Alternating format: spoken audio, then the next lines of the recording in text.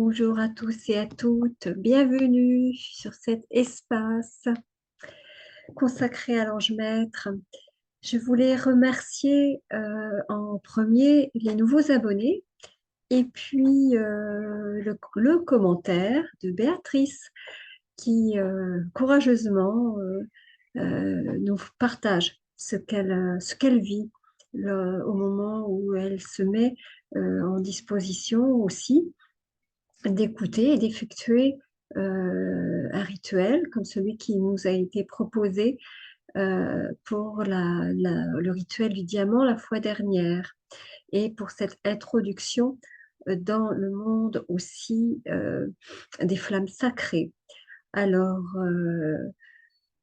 pour rester un petit peu dans cette énergie, aujourd'hui, l'ange maître m'a demandé d'approfondir l'énergie justement qui est présente lorsque nous nous mettons dans cette disposition de cette rencontre quotidienne avec notre lumière intérieure. Intérieure parce que c'est dans notre corps justement qu'elle va agir. Et même si dans la dimension avec laquelle nous pouvons œuvrer ensemble en présence de nos êtres de lumière, il s'agit un petit peu du plan éthérique sur lequel justement notre corps physique va réagir, ce qui fait que il ne faut pas oublier de vous préciser, pour ceux qui ne le savent pas encore, que pour intégrer, pas complètement, mais déjà bien amorcer un travail avec la lumière au niveau cellulaire, eh bien, il faut attendre à peu près 3 jours avant de refaire un rituel ou de passer un autre rituel si on entre dans ce processus. Voilà. Alors, il y a d'autres rituels qui demandent beaucoup plus de temps d'intégration, qui sont en correspondance aussi avec le cycle des 21 jours ou des 28 jours, par rapport aussi au cycle de la Lune, vous voyez. Donc, il y a plein de paramètres qui entrent en œuvre à ce moment-là. C'est pour ça que nous commençons avec des méditations euh, assez courtes pour commencer à mettre vraiment en exercice le fondement dont je vous parlais, puisque la première chose que vous allez ressentir, justement, c'est une sorte de transformation, hein, je le rappelle qu'il s'agit d'une mutation, qui va à n'importe quel moment, justement, agir sur les influx de tous vos organismes, quel que soit le corps vraiment concerné qui a besoin de transformation. Alors, on ne cherche pas mentalement à savoir lequel, qui, que, quoi, comment. C'est pas ça en premier, puisque c'est simplement votre ressenti. Donc, le ressenti, je le rappelle, c'est au niveau du canal de l'intuition. Alors, bien sûr, on va repréciser aussi un petit peu comment fonctionne ce portail énergétique de l'âme qui est intuitif, sans pour autant vous faire séparer tout un exposé sur ce qu'est l'intuition. Alors, étymologiquement parlant, intuitif, c'est une clé un petit peu du regard, un regard en miroir qui va nous donner une connaissance immédiate. Hein. Voilà, ce qui fait la différence pour ceux qui se poseraient encore la question, qui sont encore dans le raisonnement, à douter que si cette petite voix n'est pas la leur, qui est en train de leur insuffler des choses qui ne seraient pas justement alignées et en correspondance avec leur source divine, donc leur mission d'âme. C'est assez simple, hein, comme je viens de l'exposer. C'est que ce qui vous viendra à l'esprit à ce moment-là, qui vous viendra clairement ou pas, justement, fera toute la différence. L'intuition, comme je l'ai déjà annoncé dans d'autres vidéos, va vous donner aussi un élan qui va vous demander d'agir assez vite, même immédiatement, la plupart du temps. Voilà. Alors que quand le mental a essayé de reprendre à son compte l'histoire ou la compréhension qui n'est pas encore très clair, eh bien, il va commencer à questionner, à vouloir raisonner, à peser le pour et le contre, à négocier, etc. Et cela, voilà, tout simplement, eh bien, c'est la mauvaise conseillère, encore une fois. Hein, voilà. Donc ça fait encore partie, vous voyez, du discernement que l'on va aussi approfondir. Et l'ange maître a aussi ses clés très personnalisées, justement, sur la question. Voilà. Il m'a aussi demandé de vous donner une approche de l'outil que nous appelons l'oracle, qui ne sont pas des tarots, hein. Les tarots, c'est une chose, les oracles sont une autre. Pourquoi il m'a demandé de vous parler aussi de l'oracle? L'oracle, ça vient aussi d'une racine latine qui veut dire, qui vient de la bouche, qui veut dire par la parole. Et ce qui est source d'oracle avec l'ange maître, eh bien, c'est sa source d'écriture, évidemment, qu'il me donne en dictée inspirée. C'est-à-dire, voilà, c'est ce que je vous ai déjà montré une fois. Euh, cette écriture qui est là depuis 2 ans, vous voyez, qui est assez copieuse, hein, voilà, qui sera éditée quand il me le dira et quand il aura fait aussi, non pas une synthèse, mais un ordre. Pour l'instant, tout cela est donné en forme de mosaïque. Donc, il faudra tout remettre et chapitrer correctement lorsqu'il donnera le déroulement complet. Hein. Mais tout cela est encore justement en étude quelque part, puisque je dois l'intégrer au fur et à mesure. Alors, au sujet de l'oracle, vous voyez son outil. Voilà, moi, je ne vais pas prendre un oracle d'imagier, par exemple, mais on en parlera parce qu'il y en a de très, très bons qui peuvent vous servir d'outil. Et bien là, lui, il me demande de prendre son oracle, puisque c'est ça, la parole divine. N'oublions pas que c'est un maître enseignant d'origine angélique, donc la parole vient de la source. Donc, on se ressource au fur et à mesure de cette transmission. Et il me demande simplement, en me concentrant et en le faisant un appel, bien sûr, je lui demande d'ouvrir là où il le désire, le message qu'il a déjà transmis justement lors de l'édictée et qu'il a la volonté, hein, de mettre à la disposition de cet espace qui est YouTube et qui, au départ, n'était pas du tout destiné à cette visibilité et à ces partages d'internautes.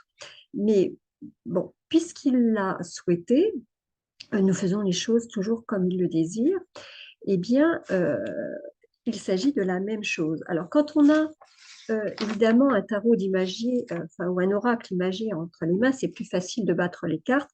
Et sans poser même une intention, on le peut, mais il n'est pas nécessaire de le faire à chaque fois. On demande simplement, justement, au maître de l'oracle, donc celui qui a inspiré l'oracle, vous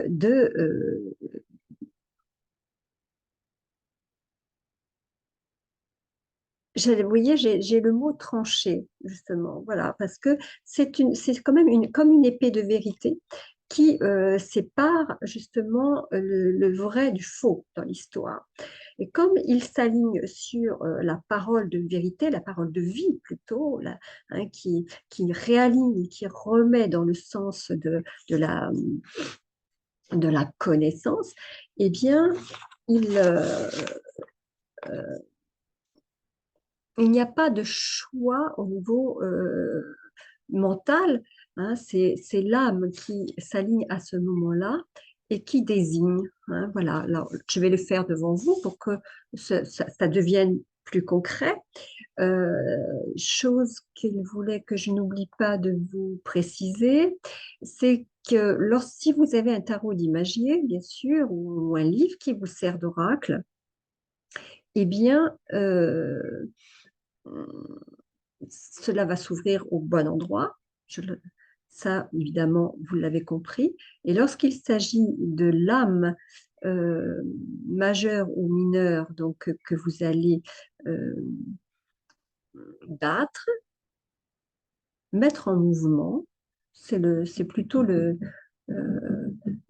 brasser d'une certaine manière pour décanter ce qu'il est bon et ce qui nous montre aussi qu'il y a la présence parmi vous, parmi nous, c'est lorsque les cartes d'elles-mêmes jaillissent ou tombent. Ce sont celles-là qu'il faut prendre en priorité, hein, et pas les choisir dans le tas, justement, hein. Alors, je vais le faire, moi, avec l'oracle de l'ange maître.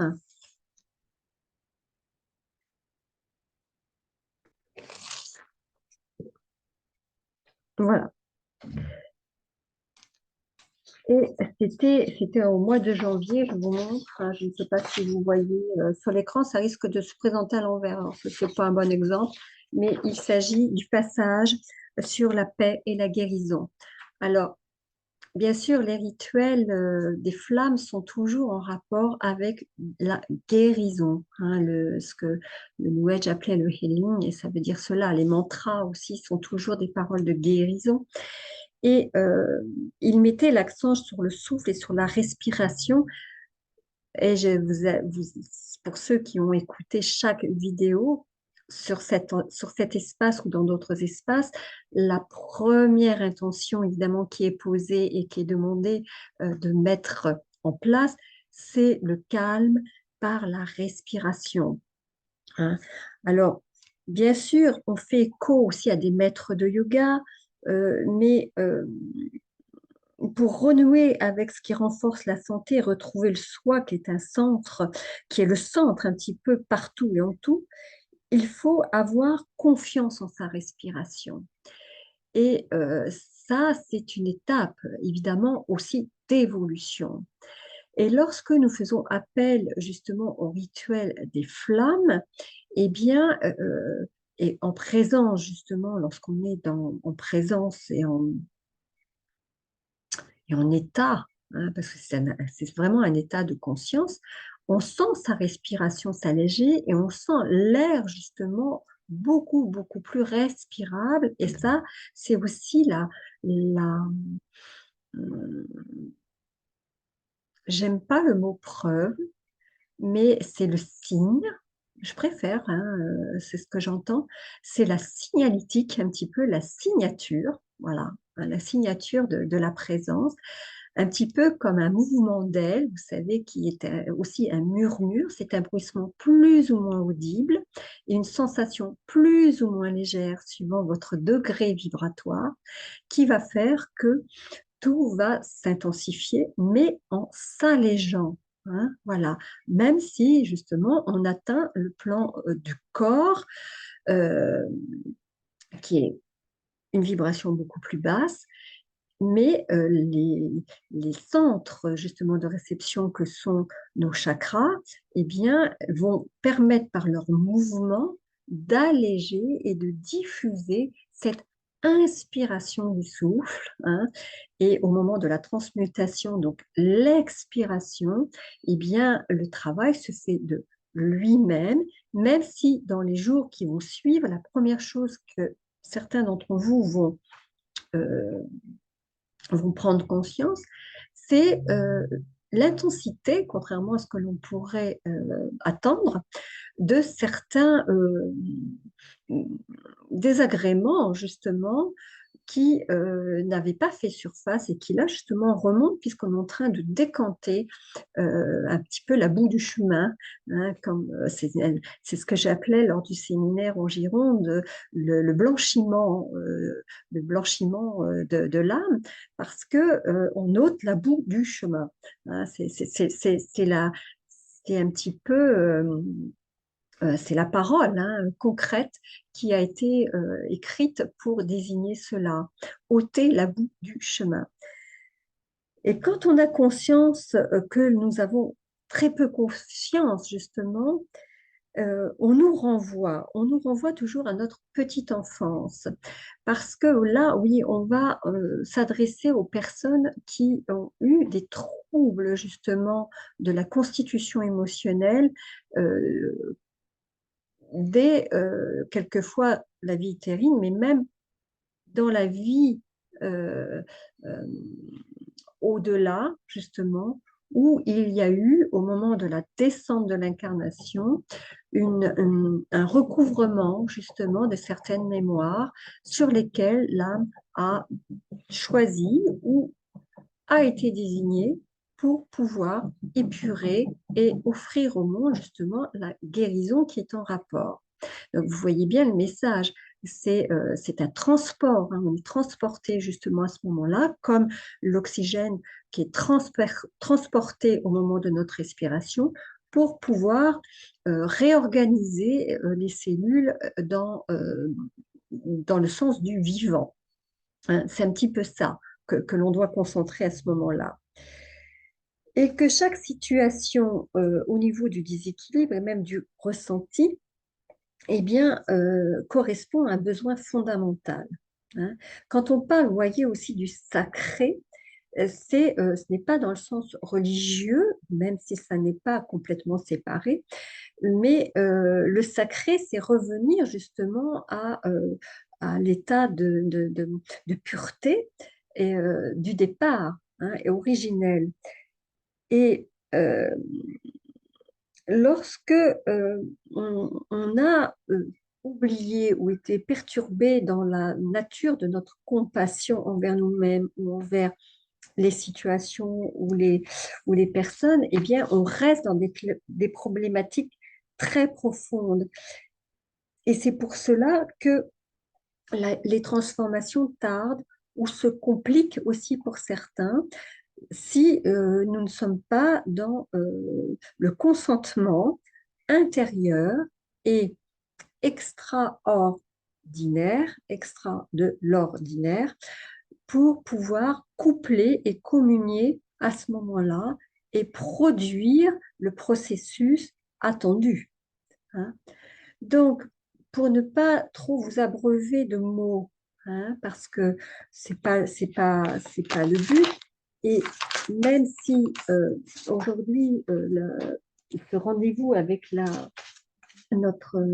nos êtres spirituels qui nous attendent, j'entends, eh bien, ce que il, il était préférable de mettre en place, voyez-vous, c'est c'est cet instant où la révélation se fait, où l'élévation se fait, parce que elle, elle va supposer de votre part une entente cordiale et parfaite. Quand on dit parfait, qui est fait par la part justement divine, c'est-à-dire celle qui ne ment pas, celle qui ne trouble pas, celle qui ne sépare pas. C'est notre unité, rappelons-le. Hein, tout se fait dans le sens de l'unification. Et à partir de l'unification, eh bien, nous avons la connaissance. Hein. Voilà. Il y a quelqu'un, il n'y a pas très longtemps, qui a, je crois, posté une vidéo où elle avait reçu le message de ses guides de lumière qui lui disaient que le retour à l'unité, c'était justement le retour à la connaissance, tout simplement. Hein. Donc, il y a, et cela se fait par le souffle de l'esprit. Alors, ça fait beaucoup d'éléments, ça j'en ai bien conscience, en un seul. Et euh, je ne vais pas le décortiquer et je ne vais pas l'interpréter, mais il est simplement proposé ici de vous le présenter sous un éclairage et sous une compréhension digne justement d'un, d'un- d'un- de de la, je demande le mot parce que vous voyez, on bute toujours dans les mots au moment où on est dans la dimension de ces sphères où les mots n'existent pas, mais l'intelligence lumière amène une coloration et une vibration pour pouvoir poser intelligiblement justement l'œuvre qui est en train de se faire. Et ce que j'entends, c'est ce qui est sous le mot du vocable de la présence, demeurer dans la présence, hein. C'est demeurer dans cette lumière. Alors, pour que cela se fasse dans l'accompagnement et dans l'intention de la source, donc on salue cette présence parmi nous, on salue aussi notre désir d'intention de communier et de la reconnaître pour ce qu'elle est pour nous et pour le monde entier. Et c'est le partage, j'entends, hein, donc le don,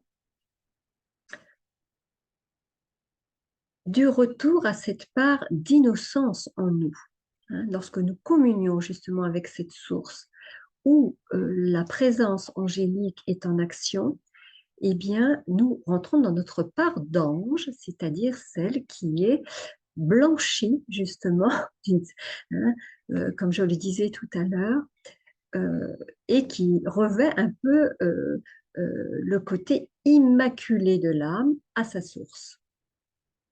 Alors oui, il ne faut pas avoir peur de prononcer qu'il y a une part immaculée en nous. Vous voyez, même pour ne pas dire innocent, j'entends carrément le mot immaculé, sans tache. Oui, sans tache. Alors, on va mettre sur pause et on va revenir pour cette mutation et cette transformation avec cette flamme violette. Et je vais rappeler un petit peu son rôle et son action sans l'intervention et sans nommer le maître du rayon qui est le maître Saint-Germain, mais qui, qui est présent malgré tout par une présence angélique qui amène justement l'œuvre dans sa complétude aussi. Et j'entends qu'il y a aussi la présence des élémentaux qui infusent des éléments floraux. Alors bien sûr, il y a les fleurs de Bach, ça, nous les connaissons. Alors, on va certainement aller plus loin au moment du travail des flammes, en canalisation, bien sûr. Et c'est comme si, oui, je vois et j'entends comme si elles envoyaient des bouquets floraux, des senteurs florales aussi, au niveau de l'âme et du corps émotionnel qui a besoin d'apaisement, de ressourcement. Et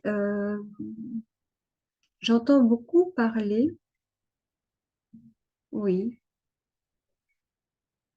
de, bien sûr, de purification, qui est quand même l'action première de la flamme violette, pour éliminer toutes les zones d'ombre. Il y en a, j'entends cela, que nous avons donc sur le plan personnel, mais aussi sur le plan collectif, de manière à ce qu'au niveau de nos pensées, nos paroles et nos actions, une fois que le travail sera en, en place, hein, même pas en route, en place, hein, on va poser cela dans son fondement